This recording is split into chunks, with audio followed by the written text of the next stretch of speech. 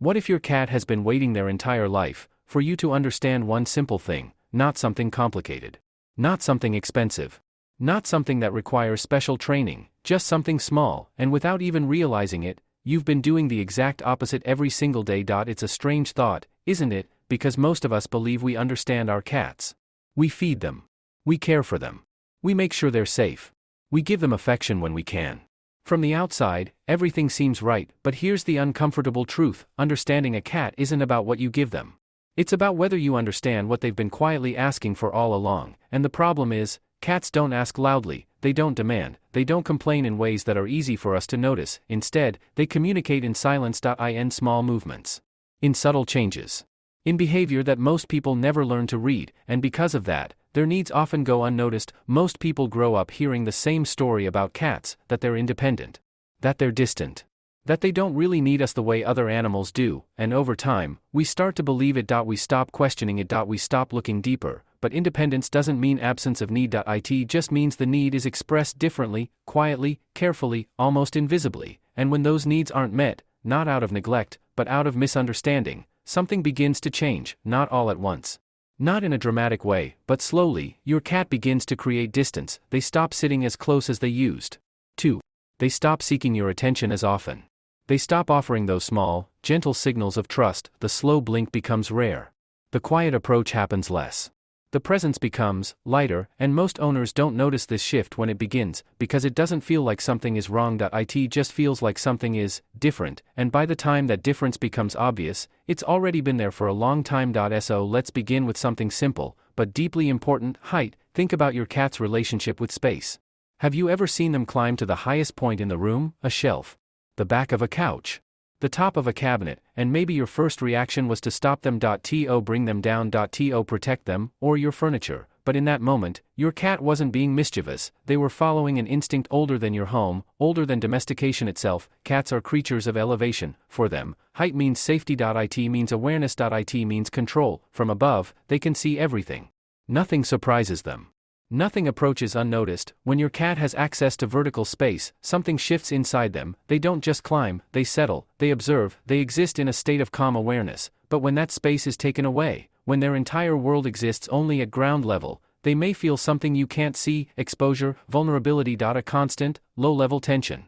And it doesn't look dramatic. It looks like hiding, like avoiding, like choosing distance over closeness. But when you give them even a small amount of vertical territory, a shelf, a perch, a tree, you're not just giving them space. You're giving them security, and everything else builds from that. Now let's move into something more personal: control. More specifically, their control over their own body. Think about how often you pick up your cat. It probably feels natural. You see them, you feel affection, and you want to bring them closer, but from your cat's perspective, that moment is very different. 1 second, they are grounded, stable, in control. The next second, they're lifted, without warning, without choice. For animals like cats, that loss of control matters, not because they don't love you, but because autonomy is one of the foundations of how they experience safety. If it happens occasionally, it's not a problem, but when it happens repeatedly, day after day, week after week, your cat begins to learn something: that their signals don't always matter, that their comfort isn't always considered.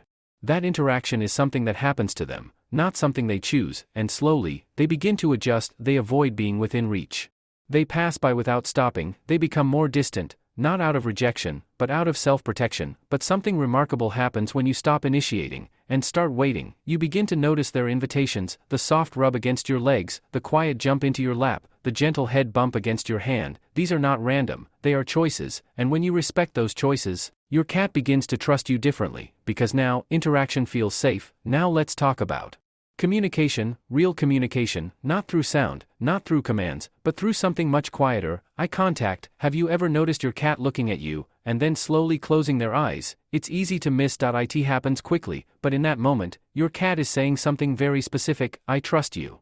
And when that signal isn't returned, the moment simply fades. But when you respond, when you soften your gaze and slowly blink back, you complete the conversation, and suddenly, something changes. Your cat may blink again, they may relax, they may come closer, because for the first time, they've been understood. But there's another side to eye contact that matters just as much. Staring. Staring can feel like attention, admiration, love, but in your cat's world, a fixed, unblinking gaze can feel like pressure, like tension, like something they need to assess. So when you look at your cat, Try this instead, soften your eyes, blink naturally, let your gaze move gently instead of locking in place. You're not ignoring them. You're telling them, this is safe. Now let's move deeper, into instinct hunting. Your cat may live indoors.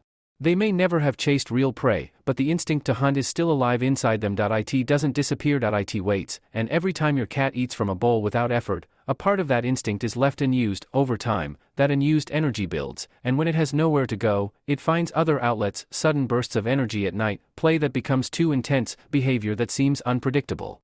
But when you give your cat the chance to hunt, even in small ways, you complete something essential. When they stalk a toy, when they chase, when they catch. You're not just playing. You're fulfilling a biological sequence their body expects, and afterward, something changes. They rest more deeply, they feel more balanced, because something inside them has been completed. In homes with more than one cat, another invisible layer exists, silent tension. Cats don't always fight openly, instead, they avoid, they wait.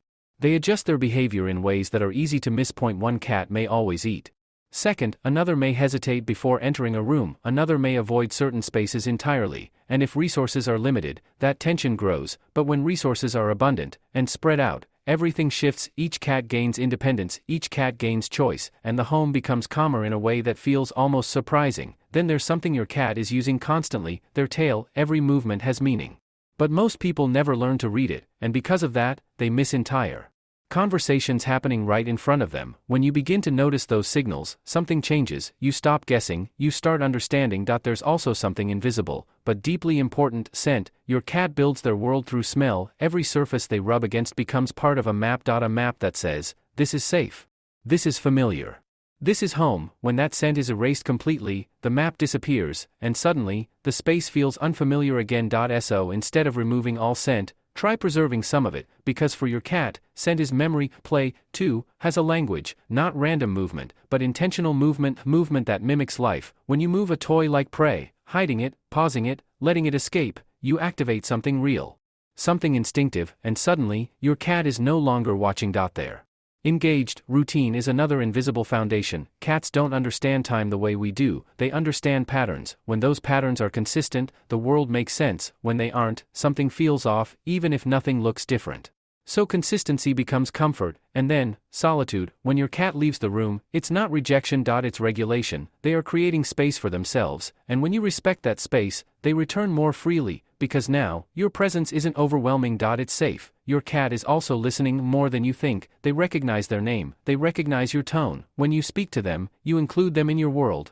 And that inclusion matters. And finally, the simplest thing of all: presence, not interaction, not attention, just presence. Sit near your cat. Do nothing, ask for nothing, expect nothing, and over time, something beautiful happens. They begin to choose you, not because you called them, not because you reached for them, but because you became someone safe to be near. Your cat isn't asking for perfection. They're asking to be seen. To be understood. To be respected in the quiet, subtle ways that matter most, and the moment you begin to understand them, you realize something incredible. They've been communicating with you all along, you just needed to learn how to listen.